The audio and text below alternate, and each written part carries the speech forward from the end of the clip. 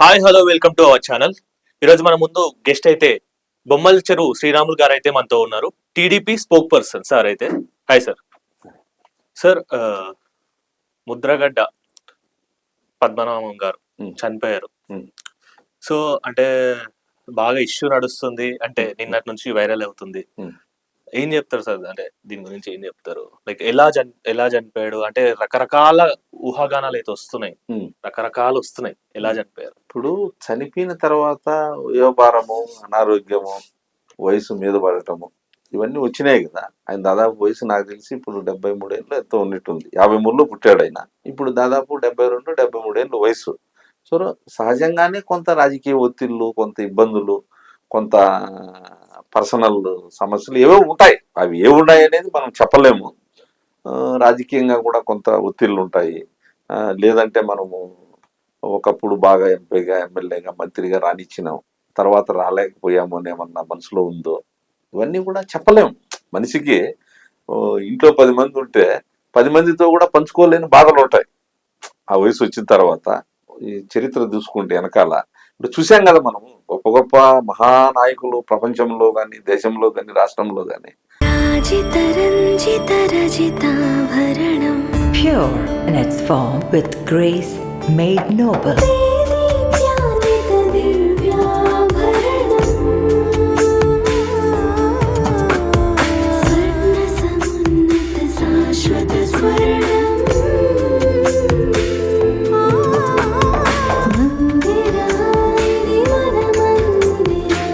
Mandira Premium Silver Jewelry by Manipali. వాళ్ళు చివరిలో ఎంత అనుభవించారు, ఏ విధంగా వాళ్ళు ఇబ్బందులు పడ్డారు, ఆరోగ్యపరంగానా, లేదా ఆర్థిక పరంగానా, లేదా కుటుంబ పరంగానా, లేదా సొంత సమస్యల, ఇవి చెప్పుకోలేని బాధలు ఉంటాయి. మనం మనిషి యొక్క స్థితి, మానసిక స్థితి ఎట్లుంటుందంటే, ఎవరికైనా అది రేపు నీకు కావచ్చు, నాకు కావచ్చు, వాళ్ళ రంగంలో ఎవరికైనా అది ఉంటుంది. ఇప్పుడు మనం పెద్ద పెద్ద ఇండస్ట్రీస్ చూసాం, టాటాలను చూసాం, బిర్లాలను చూసాము, ఇప్పుడు కొన్ని తగులు పడతాండే వాళ్ళని చూస్తా ఉన్నాము, లక్షల కోట్లకు సంపాదించిన వాళ్ళు. ఏ సమయంలో ఏమొస్తుందో, ఏమి వాళ్ళకు ఇంటర్నల్ గా ఉంటుందో మనము చెప్పలేము, వాళ్ళు చెప్తే తప్ప. కొన్ని తెలుస్తాయి, గమనిస్తా ఉంటే ప్రజలు, మనం ప్రజా జీవితంలో ఉండే వాళ్ళను, ప్రముఖులను గమనిస్తా అంటే కొన్ని బయటపడతాయి, కొన్ని పడవు. కాబట్టి ఆయన గొప్ప నాయకుడే. వాళ్ళ జాతి కోసరము, వాళ్ళ కులం కోసరము అనేక పోరాటాలు చేశాడు. అంతేకాకుండా ప్రజానాయకుడు కూడా, ఆయన ఎమ్మెల్యేగా, ఎంపీగా, మంత్రిగా సుదీర్ఘంగా పనిచేశాడు కదా ఆయన. కాబట్టి ఆయన చివరిలో 1 month నుంచి హాస్పిటల్లో అనారోగ్యం ఉంది అని మనకు బయట తెలిసింది. సరే, కుటుంబ పరంగా కూడా కొన్ని ఏదేదో రకరకాల వార్తలు వచ్చాయి.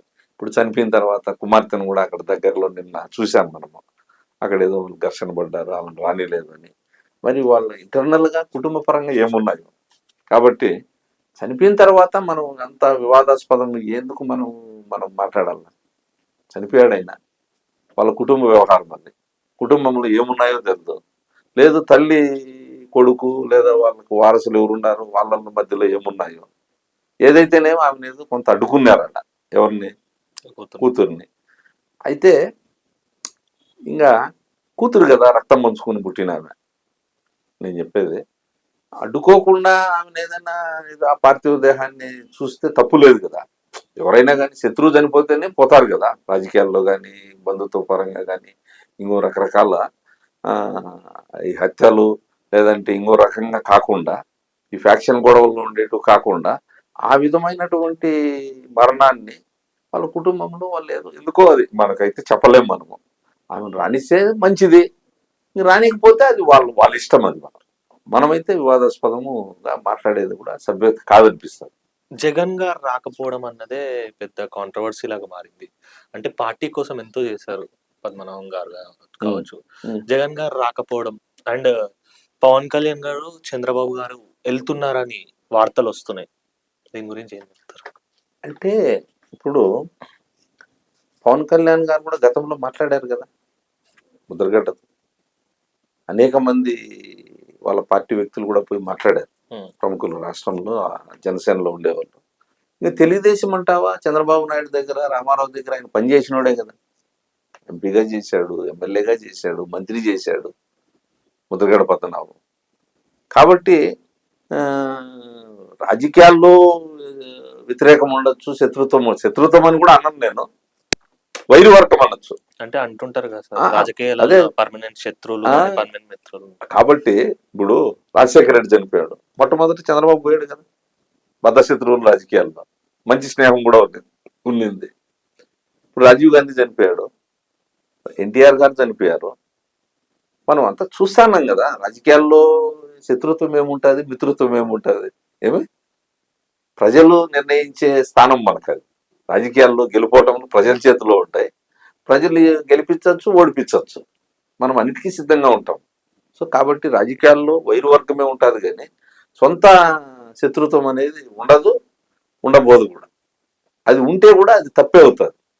ఇప్పుడు మనం నువ్వు నేను రాజకీయాల్లో దేనికుంటాము, ప్రజలకు సేవ చేయాలనే కదా, ఎన్నికల్లో గెలాలనే కదా, లేదా ఓడతాము, అది ప్రజలు నిర్ణయించేది. కాబట్టి కాబట్టి తప్పు లేదు. జగన్మోహన్ రెడ్డి కూడా ఒకవేళ ఈ రోజు ఈవినింగ్ లోపల ఏమైనా ఆయన అంతిమ సంస్కారాలు 5 గంటల వరకు, 5 గంటలకు అన్నారు, నేను చూశాను పేపర్లు, టీవీలో.